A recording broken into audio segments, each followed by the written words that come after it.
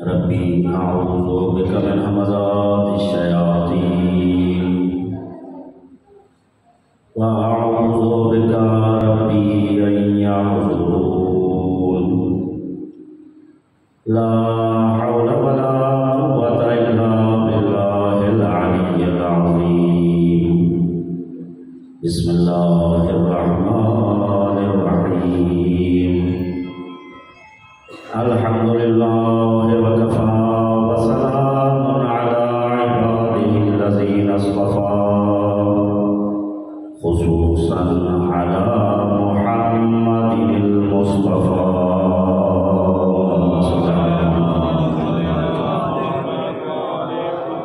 وعلى آل بیتہ الطیبین الطاہرین النجباء الذین اذهب اللہ عنهم الرجس وطهرهم تطہیرا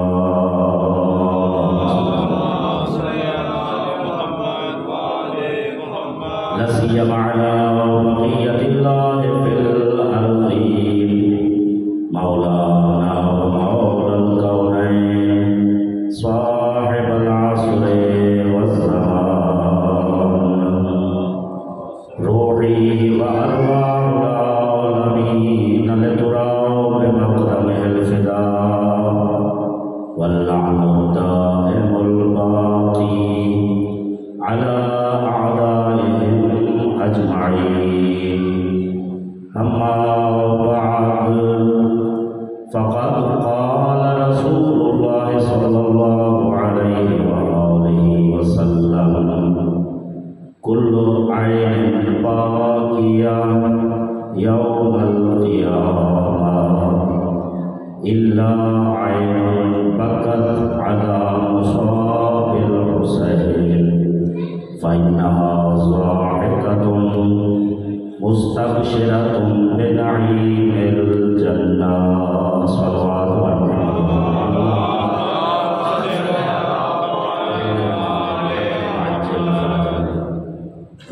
دعا ہے خدا کے عالم حق عزت سرکار زین العابدین علیہ السلام ان مجالس کو آپ کی حاضری کو اپنی بارگاہ میں شرف قبولیت عطا فرمائے محمد و آل محمد کو عزت عطا فرمانے والا اللہ سرکار سید سجاد علیہ السلام کے سجدوں کا صدقہ سرکار کے آنسوؤں کا صدقہ سرکار کے گلے کے طور کا صدقہ سرکار کے زنجیر ہائے پاؤں کا صدقہ آبلہ ہائے پاؤں کا صدقہ سرکار سید سجاد علیہ السلام کے زخمی جگر کا واسطہ مالک اللہ سید سجاد علیہ السلام کی خون بھری آنکھوں کا واسطہ امام سجاد علیہ السلام کے سر سے لے کر پاؤں تک زخم زخم بدن اندر کا واسطہ مالک اللہ اس عزاداری کو اپنی بارگاہ میں قبول و منظور فرما بحق محمد و آل محمد ہر عزادار کو اپنی شان کے مطابق اجر کثیر عطا فرما انتظامیہ اور باقی جس طرح کی شرکت کی ہے کرے گا مالک اللہ تمام ایام میں اپنی بارگاہ میں شرف قبولیت عطا فرما جناب سید دارین کے لیے اس کو باعث قربت بنا امام زمان علیہ السلام کی بارگاہ میں قربت کا ذریعہ بنا مالک اللہ یہ جتنے بیٹھے ہیں یا بعد میں آئیں گے ان کے گھروں میں اگر کوئی مریض ہے شفا عطا فرما دنیا و آخرت کی جو حاجات ہیں تو علیم و خبیر ہے مالک اللہ ہم سب کی دنیا و آخرت کی دعائیں سید سجاد علیہ السلام کی مظلومیت کا واسطہ قبول و منظور فرما امام سجاد علیہ السلام کی ویران قبر کو جلد آباد فرما مولا کی قبر کو ویران کرنے والے آل سعود کو تباہ و برباد فرما بحق محمد و آل محمد دعائیں مستجاب فرما قبولیت دعا کے لیے صلوات بر محمد و آل محمد اللہم صلی علی محمد و آل توجہ ہے سرکار کو جانتے ہیں کہ انشاءاللہ وقت کے اندر محدود ٹائم کے اندر لیکن کوشش کریں گے انشاءاللہ کہ میں بھی امام سے خلوص مانگتا ہوں پڑھنے میں آپ بھی جتنے ظاہر ہیں لیکن آپ کو خلوص ہیں امام ہمیں خلوص عطا فرمائیں اور خدا کی بارگاہ میں اس بے साथ हमद के साथ कि उसने इस नाचीज़ को बिलखुसूस इमाम सज्जाद अलैहिस्सलाम की और जनाब आलिया सलामुल्लाहि अलैहा की बारगाह में बेहिसाब शुक्राना और हमद के साथ तहमीद और सताइश के साथ उन्होंने दोबारा इस गुनहगार को मुंतखब फरमाया अपने खमसा मजालिस के लिए। ज़ाहिर है कि इंतखाब उन्हीं की तरफ से होता है, बंदे का कमाल नहीं होता कि कौन किसको पढ़ाएगा, क्या करेगा, कौन पढ़ेगा। ये इंतखाब मासूमीन अलैहिस्सलाम की तरफ से होता है। तो बस खुदा इमाम सज्जाद अलैहिस्सलाम का सदका हमें इस लायक बना दे कि ये मजलिस उनकी रिज़ा और खुशनुदी का ज़रिया हमारे बाकी किसी ख़ास नीयत का ज़रिया न बने। एक सवाल पढ़ने से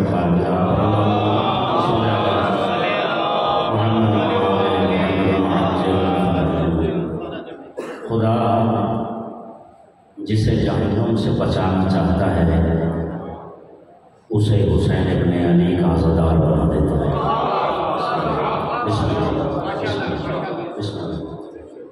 ये बहुत सारी अहादीस और रिवायात की रोशनी में जुमला अर्ज़ किया। इसके पीछे बैकग्राउंड है अहादीस का कि अल्लाह जिससे भी राज़ी होना चाहता है, जिसे भी जहन्नुम से आज़ाद करना चाहता है, उसे अज़ादारी हुसैन इब्ने अली तक ले आता है।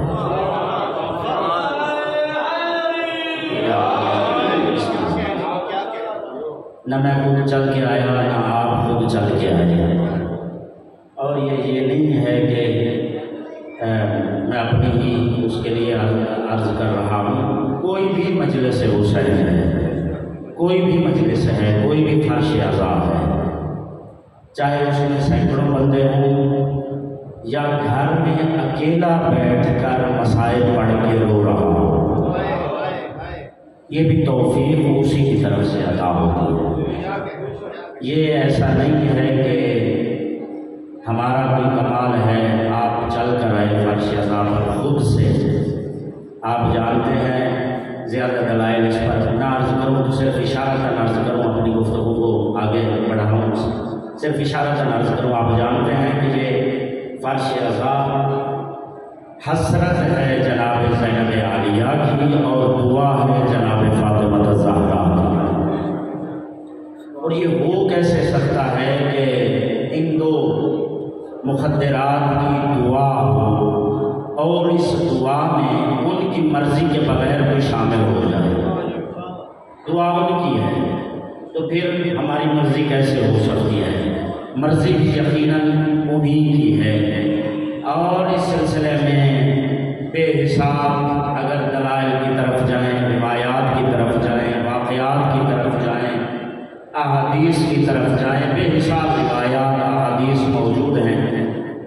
दुआए जनाब सैयदाए कायनात सिद्दीक़ा कुबरा सलामुल्लाहि अलैहा आप जानते हैं, मशहूर बारहा सुना हुआ कि फरमाया गया अल्लाह एक कौम पैदा करेगा, अल्लाह एक कौम को पैदा करेगा। क्या आपको 10 मुहर्रम 9-10 मुहर्रम की छुट्टियों में लोग मरी का सफ़र करते हुए नज़र नहीं आए? तवज्जो है सबका? आपने भी मीडिया में देखा, हमने भी खबरें पढ़ी देखी, लोग 9-10 मुहर्रम की छुट्टियों को बहाना बनाकर मरी और मुख्तलिफ सियाहती मकामात पर तफरीह के लिए चले गए। और एक कौम है जिसका बच्चा बूढ़ा, मस्तूरात, बीमार, सेहतमंद, वो सारे या हुसैन या हुसैन या हुसैन करते हुए घरों को छोड़कर, बिस्तर छोड़कर, न दिन देखा, न रात देखी, न मौसम देखा, बगैर किसी चीज़ के हर चीज़ को छोड़कर मजलिस हुसैन में आ रही है, मातम हुसैन में आ रही है। इस बात की वाज़ेह दलील है कि वो है जो जनाब सैयदा की दुआ में शामिल नहीं है। और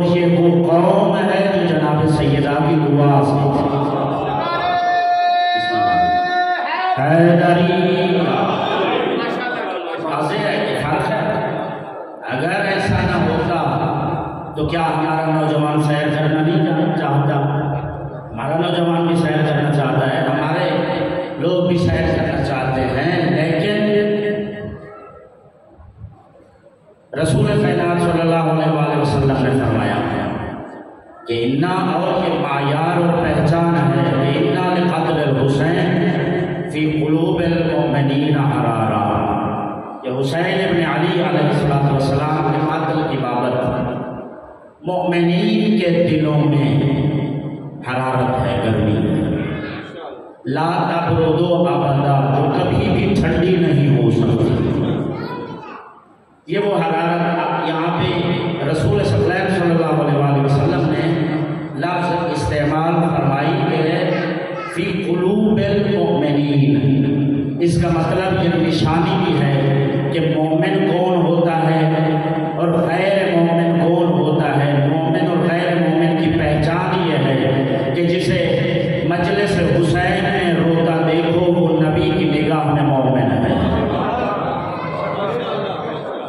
واضح ہے، سرکار نے لفظ فرمایا کہ ان فی قلوب المؤمنین، مومنوں کے دلوں میں۔ اس کا مطلب کہ حسین علیہ السلام کی الفت اور عزا یہ مومن کے خاصہ، مومن کی نشانیوں میں سے ہے، مومن کے علاوہ بلکہ نبیوں کے سردار صلی اللہ علیہ وآلہ وسلم نے بچپن ہے حسین ابن علی علیہ السلام کا، تو سرکار نے امام حسین علیہ السلام کو دیکھ کر فرمایا، پیشانی کا بوسہ لیا، فرمایا کہ تو ہر مومن کی آنکھ کا آنسو ہے۔ حسین علیہ السلام فرماتے ہیں نانا کیا میں ہر مومن کی آنکھ کا آنسو ہوں؟ بچپن ہے کریم کربلا کا، ہاں بیٹا تو ہر مومن کی آنکھ کا آنسو ہے۔ اندازہ کریں یہاں بھی لفظ مومن استعمال ہوا، وہاں بھی مومن، یہاں بھی مومن، اور بارہا مرتبہ بہت ساری احادیث ہیں، علماء اس بحث میں ہیں کہ ایمان کی کیا نشانیاں ہیں، مومن کسے کہتے ہیں، ایمان کیا ہوتا ہے، تو واضح سا فرق ہے جو نبیوں کے سردار نے عطا فرمایا ہے کہ جس کے دل میں قبر حسین ہو وہ مومن ہے، جس کے دل میں قبر حسین ہے۔ اب آگے انشاءاللہ کل سے بحث زیارت عاشورہ کے ذیل میں انشاءاللہ اگر ایمان میں چاہا تو آئے گی، اس میں گفتگو کل یا پرسوں کی اس میں کہ بلاخر پھر جب مومن ہے تو مومن والے اعمال بعض اوقات ہم سے کیوں چھن جاتے ہیں، جو مومن کو عمل سر انجام دینا چاہیے وہ پھر ہم سے کیوں دور ہو جاتا ہے۔ توجہ کا تو بات یہ بات سرکار نے فرمایا کہ کلو عین باقیہ، دیکھیں فارسی عذاب مجلس عذاب، امام سجاد علیہ السلام عزادار کربلا کے جو سب سے افضل عزادار ہیں، سفیر عزائے حسین ابن علی امام سجاد علیہ السلام نے۔ اصل میں آپ دیکھیں گے ہم تک تو آسانی سے پہنچ گیا، یہ جو ہم اکثر روایات مسائل میں سنتے ہیں کہ حسین علیہ السلام سرکار امام سجاد علیہ السلام بازار میں جا رہے ہیں، قصاب کو جانور ذبح کرتے دیکھتے ہیں، اس سے پوچھتے ہیں کہ تم نے اسے پانی پلایا تھا ذبح کرنے سے پہلے؟ وہ کہتا ہے ہاں ابن رسول اللہ میں نے پانی پلایا تھا۔ تو امام سجاد علیہ السلام گریہ کرنا شروع کرتے ہیں، کربلا کا رخ کرتے ہیں کہ ہائے میرا مظلوم بابا، جانور تک کو تو پانی پلا کر ذبح کیا جاتا ہے لیکن آپ تو پیاسا ذبح کیا ہے۔ یا اس طرح فرمایا گیا کہ جب بھی پانی سامنے آیا تو کہتے ہیں ہائے میرے بابا کو تشنا لب ذبح کیا گیا ہے۔ کھانا سامنے آیا، ہائے میرے بابا کو 3 دن کا بھوکھا ذبح کیا گیا ہے۔ مختلف حالات میں جب بھی کوئی آسائش سامنے آتی ہے تو آواز دے کے کہتے ہیں میرے بابا کو اس طرح ذبح کیا گیا، میرے بابا کو پیاسا ذبح کیا گیا۔ بازار ہے، محفل ہے، کیوں؟ مسائل اپنی جگہ ہے، لیکن اصل میں اس میں حکمت امام یہ ہے کہ امام علیہ السلام اس وقت کا جو دور ہے اس دور کے مطابق مجمع جمع نہیں ہو سکتا تھا۔ جس طرح آج ہمیں اللہ نے یہ نعمت عطا فرمائی ہے محفل مجمع جمع کر کے ہم مجلس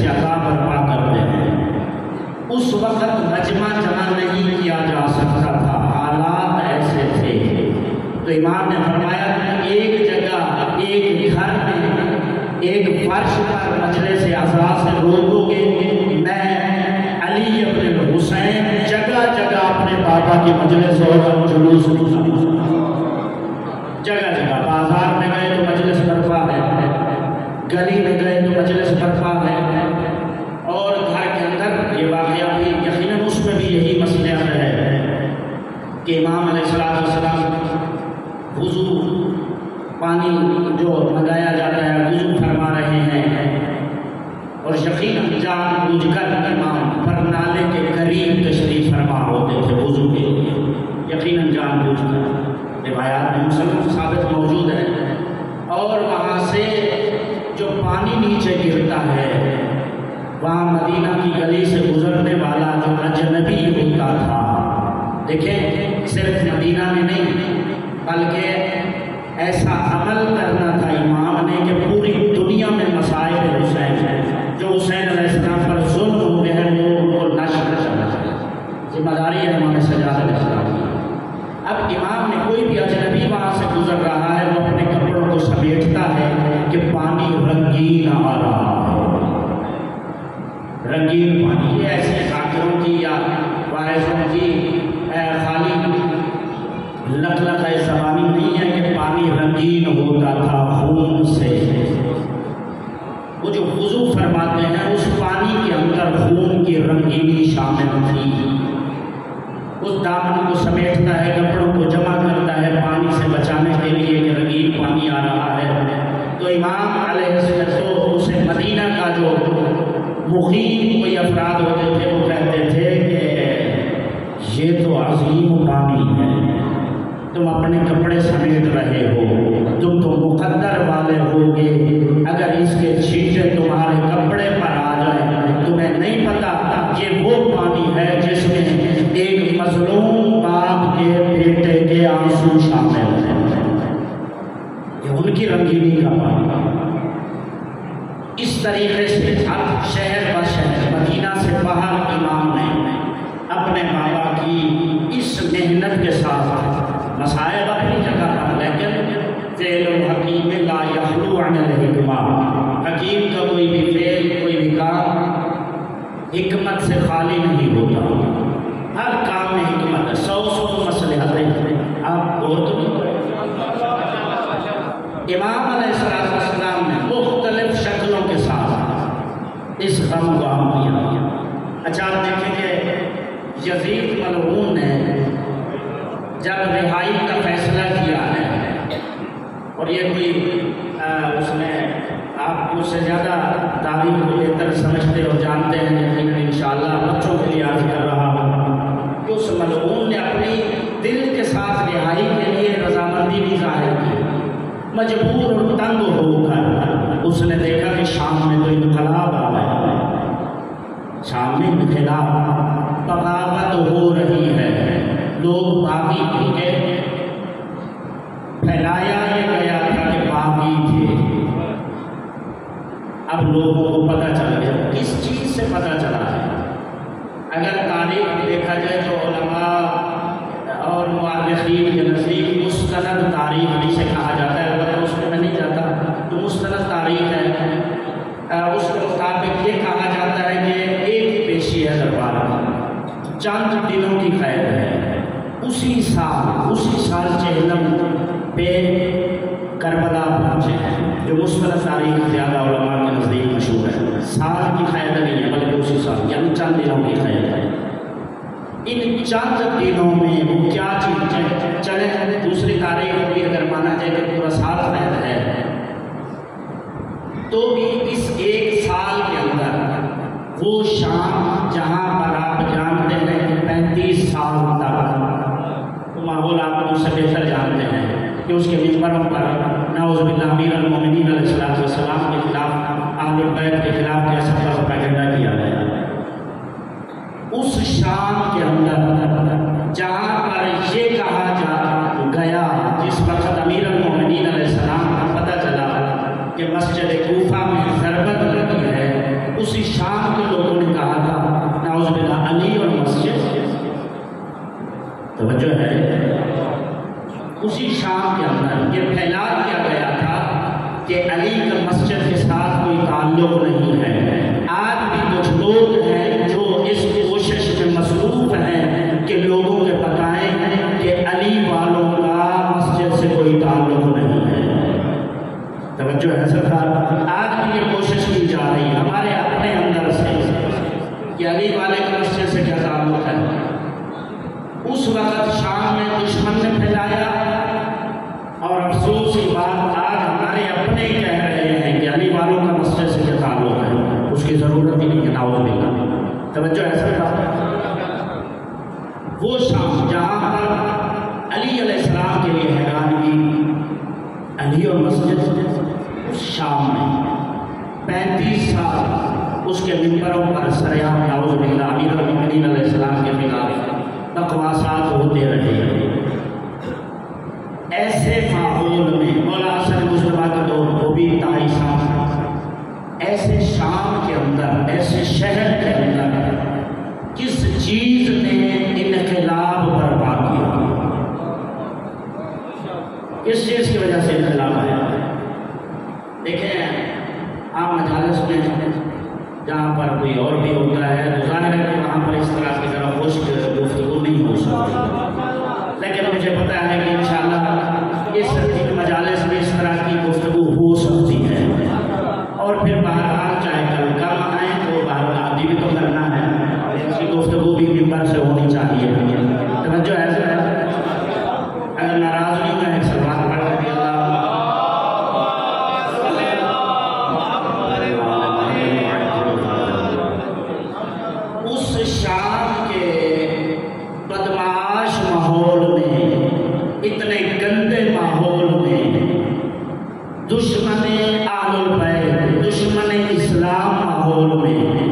دشمن قرآن، دشمن شریعت ماحول میں آخر کس چیز نے یہ انقلاب برپا کیا؟ کون سی شے ہے؟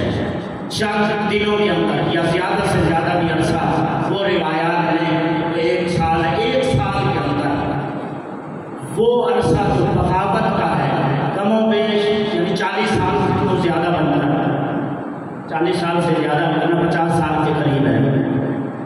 اس شام میں ایک سال کے اندر اگر اس کو لیا جائے چند دنوں کے اندر کس چیز نے یہ لوگوں کو تبدیل کر دیا کہ وہ ایسے بندے کے جس نے یہ ساری گمراہی اور اتنا کچھ پھیلایا تھا، اس کے بیٹے کے خلاف بغاوت کے لیے کھڑے ہو جائیں؟ کس چیز نے مجبور کیا؟ تو وہ ایک ہی چیز ہے، وہ ہے عزاداری حسین، صرف عزاداری، یہی عزاداری فرش ہے، یہی فرش تھا۔ کیوں؟ اس لیے کہ شام کے اندر ہر وقت ماحول اتنا سوگوار ہوتا تھا، کیوں نہ ہوتا کہ زندان سے ہمیشہ دن ہے رات ہے، رونے کی آواز آ رہی ہے، کسی کی آواز آ رہی ہے واہ حسین، کوئی کہہ رہا ہے واہ محمد، کوئی کہہ رہا ہے واہ علی، واہ حسن، بچوں کے رونے کی آواز، مخدرات کے رونے کی آواز، بلاخر پوچھتے تھے کیا ہے اس رونے میں، اور دوسرے لفظوں میں اگر اس کو ڈھالا جائے تو یہ جو واہ محمد یا واہ علی یا اصل میں نوحہ ہے، علی علیہ السلام کی بیٹیوں کا، رسول ذاتیوں کا نوحہ، واہ محمد واہ علی، ان نوحوں نے اور رونے نے شام کے اندر یہ انقلاب برپا کیا، شام میں لوگوں کو تبدیل کر دیا کہ وہ لوگ جو دشمن ہیں آج وہ اسی کے بیٹے کے خلاف بغاوت پر تیار ہیں۔ اور اگر اس میں بات زیادہ ہی اس طرح چلی جائے گی تو ان کا جو سلوک بعد میں ہوتا رہا اہل بیت اطہار کے قیدیوں کے ساتھ، بعد میں سلوک ہوا اس انقلاب کے بعد، اسی سلوک کو دیکھ کر ہی مجبور ہو گیا۔ اہل بیت علیہ السلام نے، علی زادوں نے اور علی زادیوں نے صلوات اللہ علیہم اجمعین نے ہم تک یہ فرش عذاب انقلاب برپا کرنے کے لیے قاضی حسین احمد، آپ جانتے ہیں جماعت اسلامی کا پرانا امیر، اس کا ایک جملہ ہے کہ اگر یہ منبر ہمارے پاس ہوتا جو شیعوں کے پاس ہے، اب تک تاریخی جملہ ہے اس کا اور اس کو سوچنے کی ضرورت ہے، بہت پیارا جملہ ہے کہ اگر یہ منبر ہمارے پاس ہوتا تو اب تک ہم پاکستان میں انقلاب لا چکے ہوتے، اب تک انقلاب ہو چکا ہوتا، پاکستان منقلب ہو چکا ہوتا۔ عزاداری اتنی بڑی طاقت ہے کیونکہ ہم نے الحمدللہ عزادار گھروں میں آنکھ کھولی، پاؤں کی جھولیوں سے عزاداری میں آئے، ہم ذرا سا اس کی ناقدری کر رہے ہیں،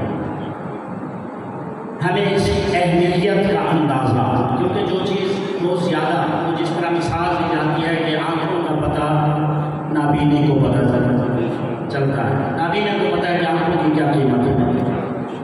عزاداری کیا ہے ہمیں وہ ادراک و شعور اس لیے نہیں ہے کہ ہم نے بچپن سے آنکھ کھولی یا حسین مجلس عزا میں اور اس ماحول میں ہمیشہ آنکھ کھولی اور رہے، اس وجہ سے ہمیں معلوم نہ ہو سکا کہ اس کی اہمیت کیا ہے اس فرش عزا کی۔ زیادہ سے زیادہ ہوا تو ہم صرف ثواب کی طرف مائل ہوئے کہ اس سے ثواب یہ ملتا ہے، یا اس سے بھی تھوڑا سا آگے بڑھے تو ذرا مجلس میں چلتے ہیں، وہاں سے ہماری حاجتیں پوری ہوں گی۔ اس میں کوئی شک نہیں کہ مجلس عزا میں حاجتیں پوری ہوتی ہیں، جو حاجت طلب کی جائے رسول اللہ کی بیٹی خوش ہو کر حاجت پورا فرماتی ہے، شک ہی نہیں ہے، شبہ ہی نہیں ہے، اور اس میں بھی شک و شبہ نہیں ہے کہ اس کے ثواب بے حساب ہے، لیکن اس کے کچھ مقاصد کچھ مقصد تو انشاءاللہ کل کے بعد کی گفتگو انشاءاللہ آئے گا۔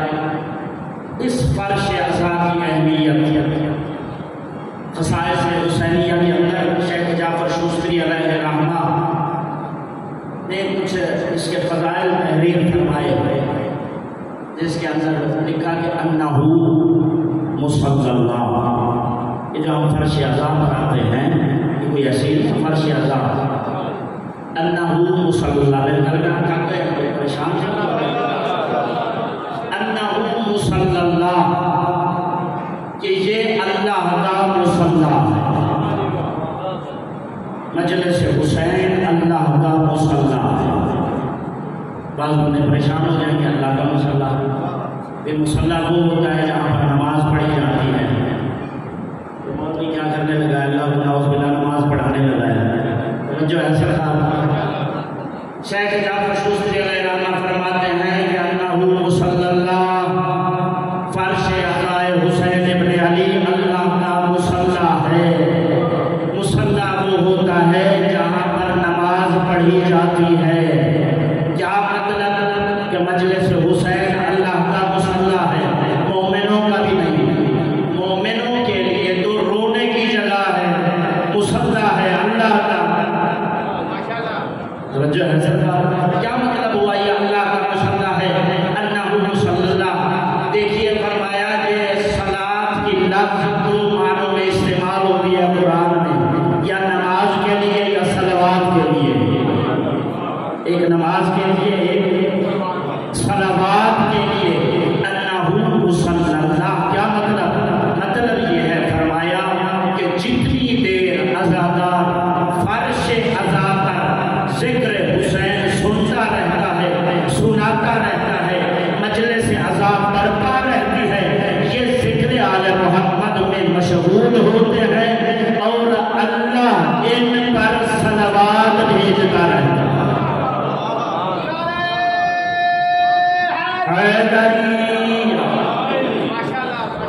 جو ہے یعنی جتنی دیر فرش عزا کی اہمیت، ہم یہاں انشاءاللہ خدا کی بارگاہ میں جتنی دیر بیٹھے ہیں، اللہ انشاءاللہ ہم پر آپ پر صلوات بھیج رہا ہے، رحمتیں بھیج رہا ہے۔ ضروری نہیں کہ من پسند بندہ اگر مجلس میں پڑھ رہا ہو، توجہ ہے سب کا ذکر حسین ہے، کوئی بھی پڑھ رہا ہو، توجہ ہے جناب، ناراض ہو گئے، ایک سلوات پڑھنے سرکار کے ساتھ اللہ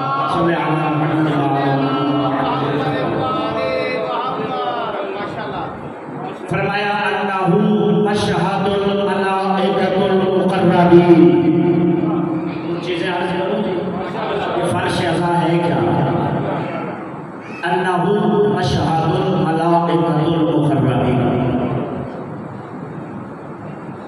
شیخ جعفر شوستری علیہ الرحمہ فرماتے ہیں آپ دیکھیں فرشتوں کی بھی قسمیں ہیں، فرشتوں کی اقسام ہیں، مختلف فرشتے ہیں، کسی کی کوئی ڈیوٹی ہے کسی کی کوئی ڈیوٹی، مختلف ڈیوٹیاں سر انجام دیتے ہیں. سب سے زیادہ جو اہمیت والے فرشتے ملائکہ مقربین. فرمایا انہو مشہد الملائکۃ المقربین کہ مجلس حسین مشہد ہے ملائکہ مقربین کا. کیا مطلب؟ یعنی جہاں پر بھی مجلس حسین برپا ہوتی ہے، پانی چاہے کوئی بھی ہو، ذاکر چاہے کوئی بھی ہو، مجمع چاہے کوئی بھی ہو، کوئی بھی ہو، کوئی کا مطلب یہ ہے اس مجلس میں چاہے مسلمان بیٹھا ہو چاہے غیر مسلم بیٹھا ہو، شرط یہ ہے کہ مجلس حسین ہو. اگر وہ مجلس حسین ہے اس مجلس میں عام فرشتے نہیں بلکہ جبرائیل و عزرائیل جیسے فرشتے حاضر ہوتے ہیں. مجلس حسین میں بلکہ ایک روایت جملے موجود ہے کہ جب مجلس ہوتی ہے ملائکہ اس میں آتے ہیں. اگر ظاہر ہے باقی ڈیوٹیاں بھی انجام دینی ہے، توجہ ہے جی. جیسے دکان میں یار تو جا کے نماز پڑھ کے آؤ گے تو پھر میں جاؤں گا. اب ممکن ہے روایت نہیں ہے البتہ ممکن ہے کہ فرشتوں کو مزہ آ جاتا ہو اور وہ ذکر سن کر بیٹھ جاتے ہوں، کھڑے رہتے ہوں، اور وہ جو بعد میں آنے والے ہوتے ہیں ان کو دیر ہو جاتی ہے. توجہ ہے سرکار. فرمایا کہ جب بعض اوقات ایسا ہوتا ہے کہ کچھ ملائکہ مجلس میں آتے ہیں اور وہ اس وقت پہنچتے ہیں جب مجلس ختم ہو جاتی ہے تو وہ بھی خالی ہاتھ نہیں جاتے. سنیے اور سمجھیے کہ معرفت فرش عزا کا مقام کیا ہے. چاہے کوئی بھی مجلس عزا ہو، جس جگہ پر فرش عزا بچھایا جائے، فرمایا اگر وہ ملائکہ اس وقت پہنچے جب فرش عزا اٹھا لیا گیا تھا، سمیٹ لیا گیا تھا، مجلس ختم ہو گئی تھی، اب وہ ذکر تو نہیں سن سکے جہاں پر ذاکرین بیٹھے تھے، عزادار بیٹھے تھے، اس کی در و دیوار سے اپنے پروں کو مس کر کے واپس جاتے ہیں.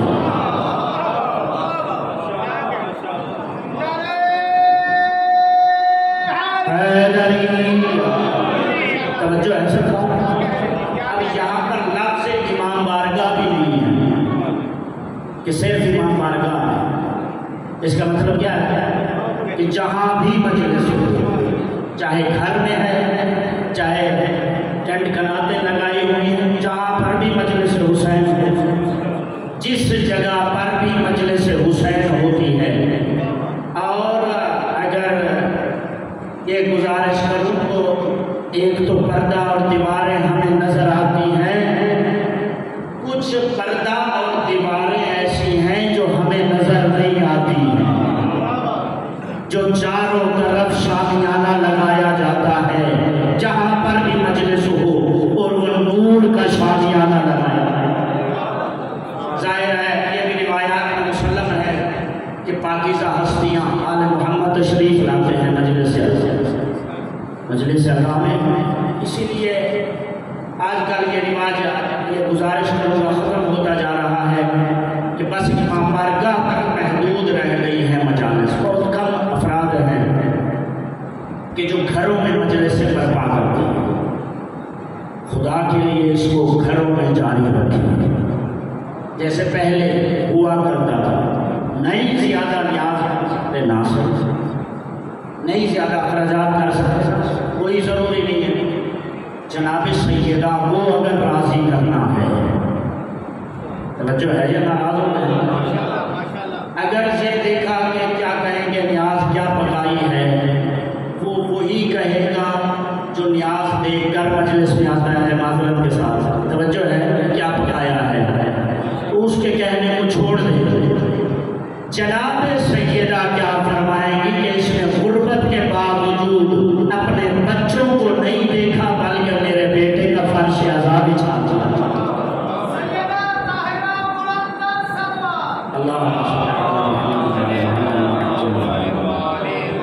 یہ جو گھروں کے اندر بھی مجالس، یعنی امام بارگاہ میں چھوڑ دیں، امام بارگاہوں میں جتنی پر رونق مجالس ہو سکتی ہے ہونی چاہیے، لیکن اس کے ساتھ ساتھ گھروں میں بھی ہونی چاہیے، اس لیے کہ جب گھروں میں مجالس ہوتی ہیں، جن گھروں میں مجالس ہوتی ہیں وہاں ملائکہ مقربین تشریف لاتے ہیں، وہاں رحمت کے فرشتے تشریف لاتے ہیں، وہاں خود آل محمد تشریف لاتے ہیں، اور جب آپ کے بچے وہاں پر عزاداروں کے لیے کوئی برتن دھو رہا ہے، کوئی پانی کا گلاس لا کے دے رہا ہے، کوئی آدمی کے جوتے سیدھے کر رہا ہے، کوئی برتن بنا رہا ہے، کوئی کپڑا بچھا رہا ہے، کوئی ممبر لگا رہا ہے، یہ اصل میں جناب فاطمہ کی دعا لے رہے ہوتے ہیں۔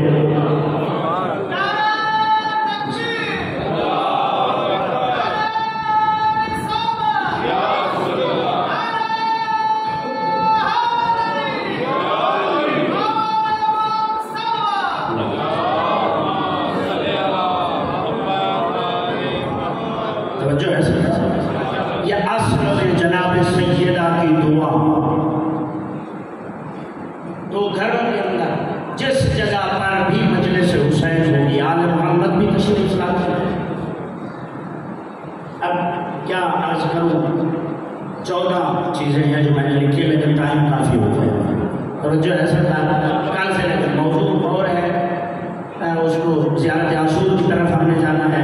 اب ساری چیزیں چند منٹ اور عرض کر دوں یا شاید چلیں چند چیزیں اور عرض کرتا ہوں کہ انہو محل، شیخ جعفر شوستری علیہ رحمہ فرماتے ہیں انہو محل نیل دعا نبی والوسیع والفاطمہ والمجتبی، کہ مجلس حسین وہ جگہ ہے کہ عزادار مجلس حسین میں عزاداری میں مشغول ہوتا ہے اور پنجتن پاک ان کے حق میں دعا میں مصروف رہتے ہیں۔ جناب فاطمہ دعا دے رہی ہوتی ہے، جناب مجتبی دعا فرما رہے ہوتے ہیں، دعائیں دعا پہ لگے ہوتی ہے۔ میری آپ کی دعا، ہم کہتے ہیں کہ دعا پہ لیجیے گا، کسی کو جس کو ہم محترم سمجھتے ہیں کہہ دیتے ہیں، اور انتہائی معذرت کے ساتھ بعض اوقات تو ہم اتنے اس چیز میں ہو جاتے کہ والدین کی خدمت چھوڑ کے ہم جیسوں کو لوگ کہہ رہے ہوتے ہیں کہ دعا کیجیے گا۔ یاد رکھیے اللہ اور انبیاء حجتوں کے بعد سب سے بڑا دعا کے لیے اور خدا کی رحمتیں لینے کے لیے پیر و مرشد والدین ہیں۔ اگر والدین کی دعا مل جائے کسی مولوی مفید کی ضرورت نہیں ہے، جو ہے سر، اور یہ دعائیں صرف زندگی میں نہیں، مرنے کے بعد بھی لی جا سکتی ہیں۔ قبر میں جائیں، جا کر فاتحہ پڑھیں، دعا پڑھیں اور کہیں بابا جان یا اماں جان یہ مسئلہ ہے، مشکل ہے، دعا فرما دیجیے۔ یہ روایت کا خلاصہ عرض کیا۔ ایک آیت اللہ ہے نور اللہ مرقدہ شریف فرماتے ہیں کہ دنیا میں اپنا رسول اور رسول کوئی بھی کامیاب ترین بندہ میں نے نہیں دیکھا جس کے پیچھے والدین نہ ہوں، اور کوئی بھی ناکام ترین بندہ ایسا نہیں دیکھا جس کے پیچھے والدین کی ناراضگی نہ ہو۔ کامیاب کے پیچھے بھی والدین ہیں، ناکام کے پیچھے بھی والدین ہیں، تو والدین کی مہربانی۔ اب جس کے لیے آل محمد دعا فرما دیں، پنجتن پاک دعا فرما دیں، محمد مصطفیٰ مجلس حسین وہ جگہ، ایک صلوات پڑھیں۔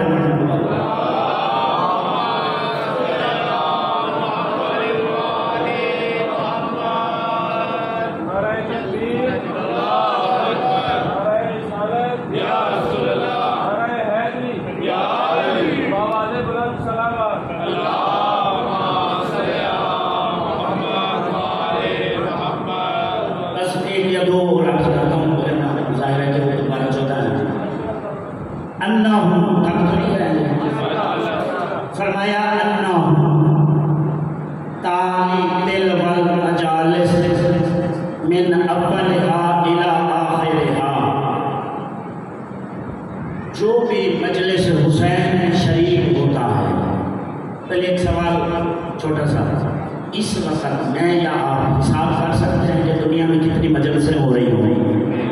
نہیں کر سکتے، صرف اس ظاہری دنیا میں، مگر عالم میں، زمین و آسمان میں غیر کی مخلوق نظر آنے والی مخلوق سے زیادہ مجلسیں برپا کر دی.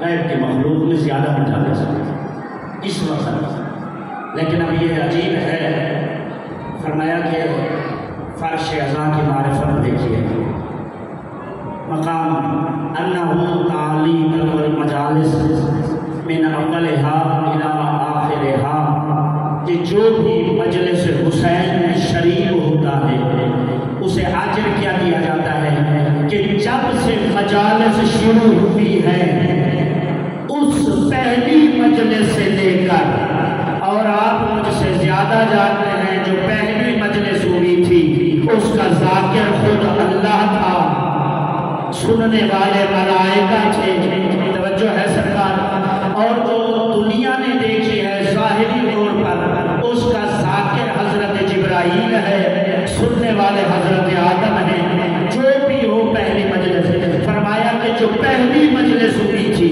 اس پہلی مجلس سے لے کر جو آخری مجلس ہوگی، جو بھی فرش عزا پر آتا ہے اس ایک مجلس کے صدقے اس کے نامہ اعمال میں ہر مجلس کا ثواب لکھ دیا جاتا ہے. ہر مجلس کا ثواب. اب وہ مجلس سے آپ دیکھیں آدم علیہ السلام کی مجلس، کون سا نبی ہے جس نے کیا نہیں کیا؟ خضر و موسیٰ کی مجلس، وہ واقعہ آپ کے سامنے ہے. خضر و موسیٰ علیہ السلام جب ملے آپس میں، خضر علیہ السلام تعلیم دے رہے ہیں، اولو العزم نبی کو ایک ولی، جو ہے سرکار صاحب کتاب صاحب شریعت نبی کو. روایات کے سب سے پہلے دونوں نے ذکر حسین کیا اور کیا، بعد میں باقی دوستوں. اتنی مجالس، معصومین کی شہادت کی مجالس، وہ سارا ثواب نامہ اعمال میں لکھا جاتا ہے. فرمایا انہم مخمد نار جہنم، توجہ ہے جی آخری بات آتا ہے، انہم مخمد نار جہنم، کہ حسین علیہ السلام کی مجلس وہ ہے جس کی وجہ سے جہنم کی آگ کو بجھا دیا جاتا ہے. جہنم کی آگ ختم. اس لیے نبیوں کے سردار نے فرمایا کہ کل عین باقیہ، ہمارے آنکھوں کے جو قطرے ہیں ان کی عزت، ان کی عظمت خدا ہمارے شرط یہ ہے کہ مجالس کو قبول و منظور فرمائے، جناب سیدہ کے بارگاہ میں منظور ہو جائے. عبد الملک مروان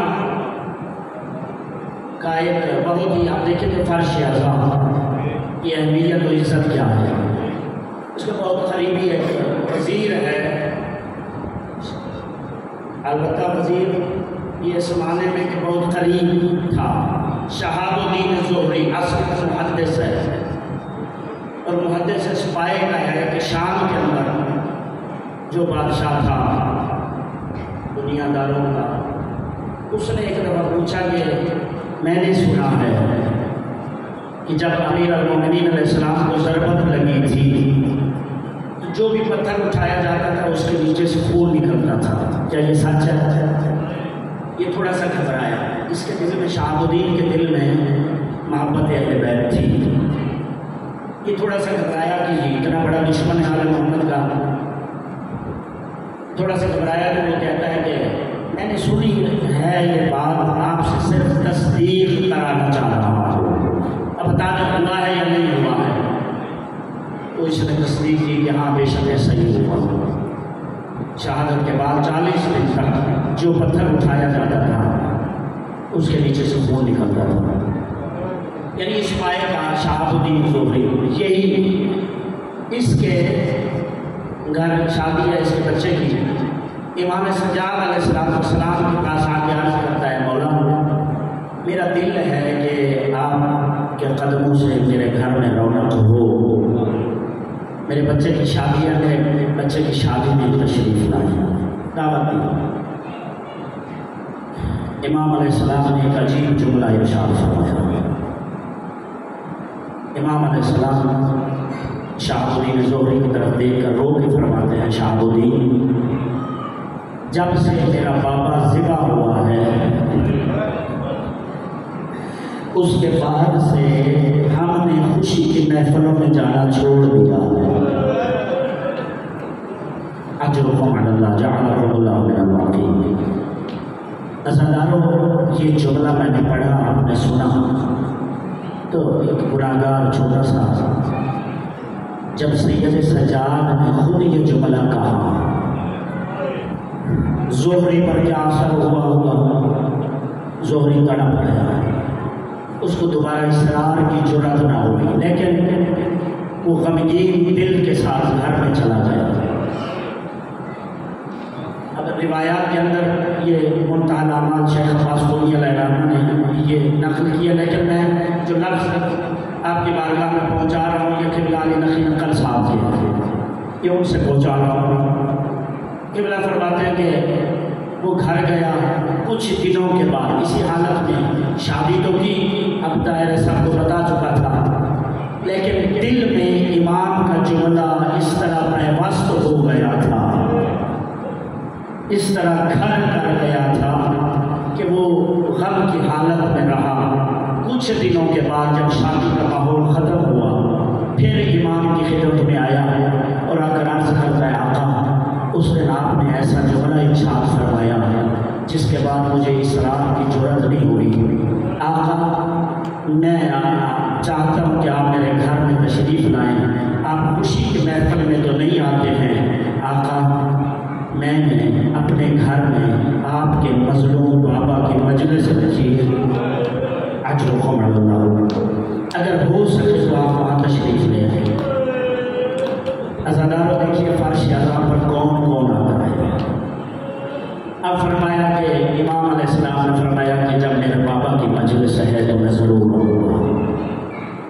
عزاداروں نے مضمون کو پورا مختصر کر امام علیہ السلام تشریف لے گئے۔ آپ ماحول اور پس منظر آپ کے سامنے ہے، اور عبد الملک کے ساتھ اس کا تعلق، شام والوں کے ساتھ اس کا تعلق کے سامنے ہے۔ چند مخصوص چیدہ مومنین کو مجلس میں دعوت دی گئی، مجلس شروع ہوئی۔ آپ دیکھیں کہ مجلس میں اکثر کہا جاتا ہے کہ جناب سیدہ مجلس میں تشریف لاتی ہیں اور جناب سیدہ کے ہاتھ میں ایک رومال ہوتا ہے، جب ہماری آنکھوں سے آنسو نکلتے ہیں تو یہ ضائع نہیں ہوتے، بلکہ صدیقہ کبریٰ اس رومال پر عزادار کے آنسو دیتی ہے۔ یہ مقام ہے عزادار کے آنسو کا، جناب صدیقہ کبریٰ وہ آنسو اپنے رومال پر دیتی ہے۔ جب یہ جملہ کہا جاتا ہے کتنا اثر ہوتا ہے کہ جناب سیدہ تشریف لاتی ہیں، سید سجاد تشریف لاتے ہیں، فلاں معصوم۔ اب ظاہر میں جہاں امام سجاد تشریف فرما ہو وہ کیسی مجلس ہوگی؟ عزاداروں کہتے ہیں کہ وہ مجلس سے شروع ہوئی، ذاکر مرثیہ خان نے مرثیہ شروع کیا۔ جب مجلس شروع ہوئی امام سجاد علیہ السلام کو ایک مسند پر بٹھایا گیا، امام تشریف فرما ہوئے، سارے اپنی اپنی جگہ پر بیٹھے تھے۔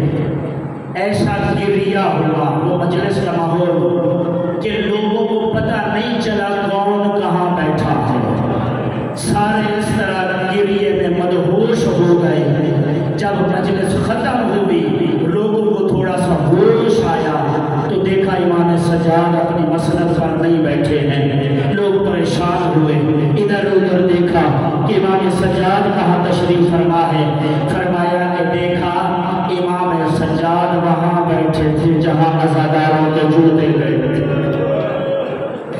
صرف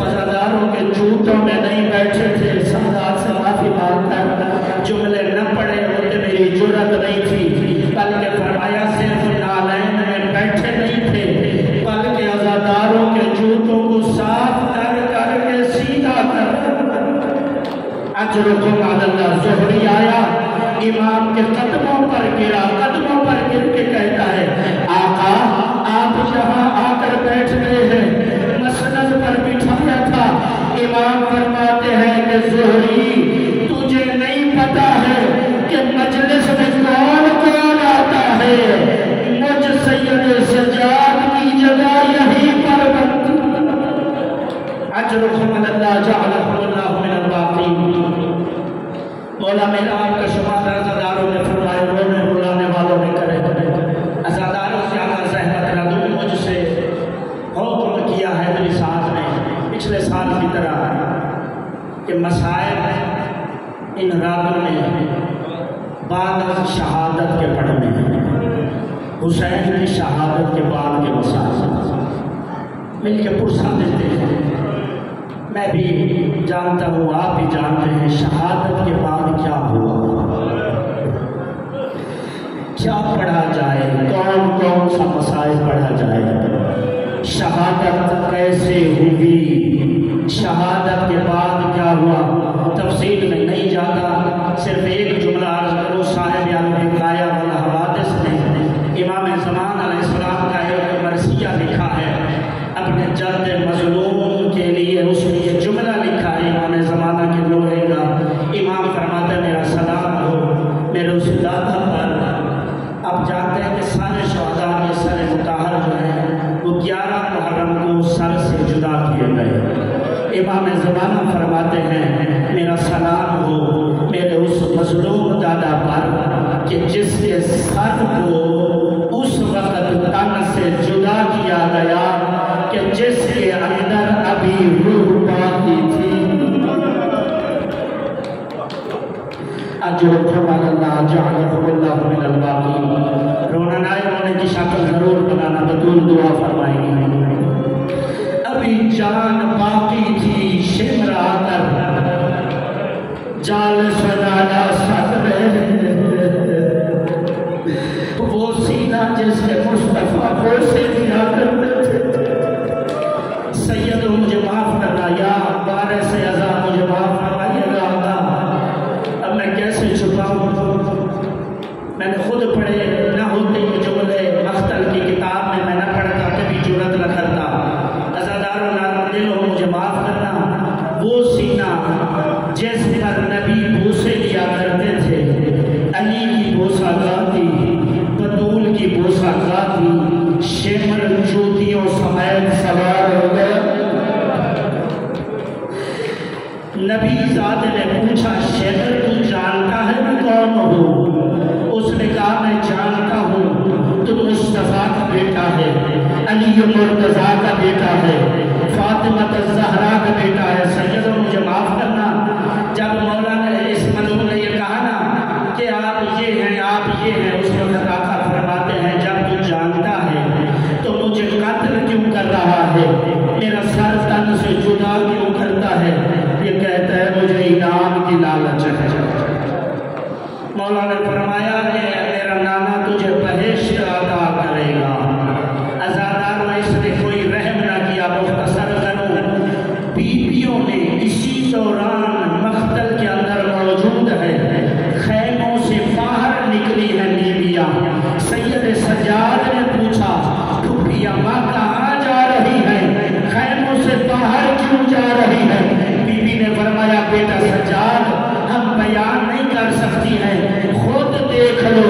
बीबी ने जब पर्दा उठाया, सैयद सज्जाद की निगाह पड़ी, आवाज आई, अस्सलामु अलैकुम या अबा अब्दुल्लाह, अरे बाबा मेरा सलाम हो। बीबी ने पूछा, बेटा सज्जाद क्या देखा? आवाज आई, मैं मेरे बाबा का सर में तेरे अजरुकुम अल्लाह जअलहुल्लाहु मिनल बाक़ीन। अजरुकुम अल्लाह। हो गए हुसैन ज़िबा, हो गए हुसैन शहीद, या यूँ कहूँ पुराने अज़ादार बैठे हो, जनाब ज़ैनब आलिया सलामुल्लाह अलैहा के साथ बचपन गुजारने वाले हुसैन। वो एक लोहे का जुमला है, مجھے تو بہت اثر کرتا ہے اور کمال جملہ ہے جس نے لکھا ہے اللہ جزائے خیر عطا فرمائے. اس کی غربت کو کبھی محسوس کرنا تنہائی میں بیٹھ کر جناب عالیہ کے لیے بابا میں تنہا رہ گئی ہوں ویر حسین کے بعد حسین کے بعد زینب اکیلی رہ گئی. وہ قافلہ جو حسین کی سرداری میں آیا تھا علیہ السلام، وہ قافلہ جو عباس علیہ السلام کی علمداری میں آیا تھا، اب علی کی بیٹی علیہ السلام کے پاس وہ اکیلا رہ گیا. اب بی بی تنہا اس کی سردار رہ گئی. یہی وجہ ہے کہ بعد از شہادت جتنی مصیبتیں آئی ہیں، قبلہ حافظ کفایت حسین مرحوم اللہ محابہ کی کتاب میں نے پڑھا ہے، قبلہ فرماتے ہیں جتنے بھی یتیم بچے بچ گئے تھے، جسے بچ گئے کی سمجھ آئی ہے، جو بچ گئے تھے، اس لیے کہ بعد حسین شام غریبہ میں اب ظاہر ہے عباس رہنے گئے تھے، حسین رہنے گئے تھے، یہ بے غیرت ہو گئے تھے. اگر جملہ برداشت کرو تو عرض کرو دن تک ظلم ہوتا رہا. شام غریبہ سے بعد از قتل حسین بے غیرتی شروع کر دی تھی. یہ بے غیرتوں نے اس ماحول میں ان غریبوں کے خیموں میں تلوار لے کر ہنستے ہوئے شرابیں پی کر اس طرح حملہ کیا ہے سیدوں مجھے معاف فرمانا کہ آل محمد کے بچے ڈر کر مختل میں بھاگے ہیں. کوئی اس طرف بھاگا ہے، کوئی اس طرف بھاگا ہے. اس بھاگنے کے دوران سیدوں مجھے معاف کرنا صرف بچے نہیں، مولا حسن مجتبیٰ کی 2 بیٹیاں اور سرکار مسلم کی 1 بیٹی گھوڑے کے سموں کے نیچے آ کر شہید ہو. اجرکم علی اللہ جعلکم اللہ من الباقین.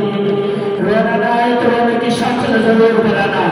عزاداروں یہی وجہ تھی کہ علی کی بیٹی نے جب ان کی لاشوں کو اٹھایا، غریب مخدوم مظلوم بھائی کی طرف دیکھ کر کہا بھیا تو نے اکبر اٹھایا تھا، تو نے قاسم اٹھایا تھا، تو نے اصغر کو اٹھایا تھا، انہیں کربلا کی گرم ریت پر سلا دیا تھا، لیکن بھیا وہ ہمارے بیٹے تھے. اب میں کیا کروں؟ میری غیرت کیسے برداشت کرے؟ یہ آل محمد کی بیٹیاں ہیں.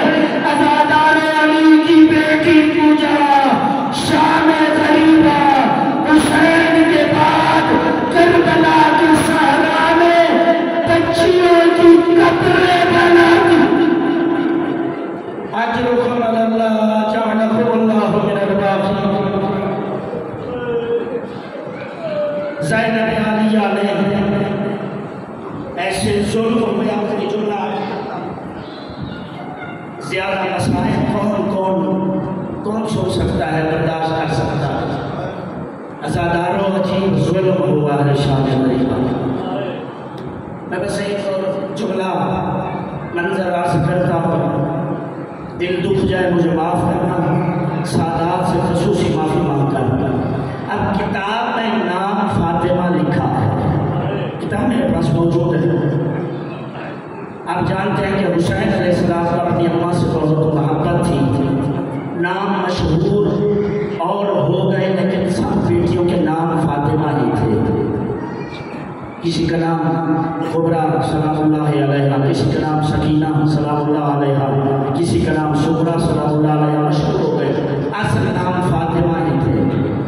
لکھا ہے ارباب مقاتل نے عزاداروں علی کی بیٹی فاطمہ بیان کرتی ہیں کہ میں شام غریبہ خیمے کے دروازے پر کھڑی تھی، اپنے بابا کے لاشیں دیکھ رہی تھی.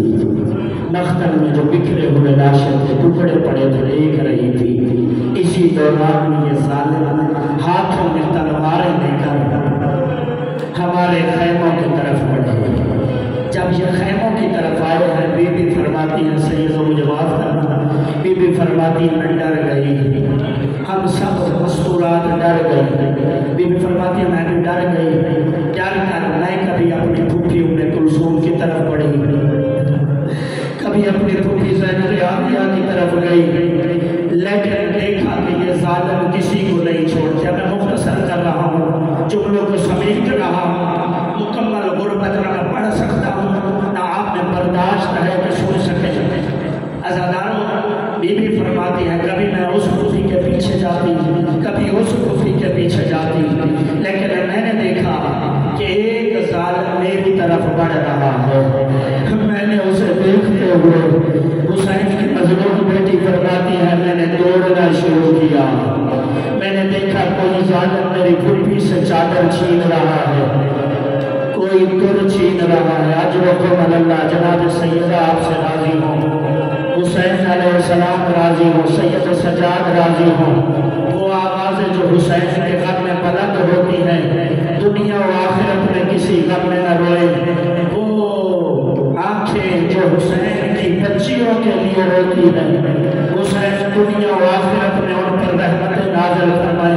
عزادارو، حسین کی یتیمہ، حسین کی مظلومہ فرماتی ہے میں نے دوڑنا شروع کیا، لیکن میں کتنا دوڑتی سید مجھے معاف کرنا۔ بی بی فرماتی ہے اس ظالم نے ایک نیزہ مارا جو میری کمر میں آ کر لگا، میں کربلا کی زمین پر گر گئی۔ وہ ظالم میرے قریب آیا، میرے ساتھ سے چادر چھین لی، میرے گوش والے اس طرح اتارے، میرے کانوں سے خون جاری ہو گیا، میرا زیور لوٹ کے لے گیا۔ میں روتے روتے غش کر گئی۔ جب غش سے افاقہ ہوا، میں نے اپنی پھوپھی زینب عالیہ کو دیکھا، میرے سرانے کھڑے رو رہی ہے، جملہ زدر آخری ہے۔ بی بی فرماتی ہے میں نے کہا پھوپھی اماں، اگر کوئی چادر بچی ہو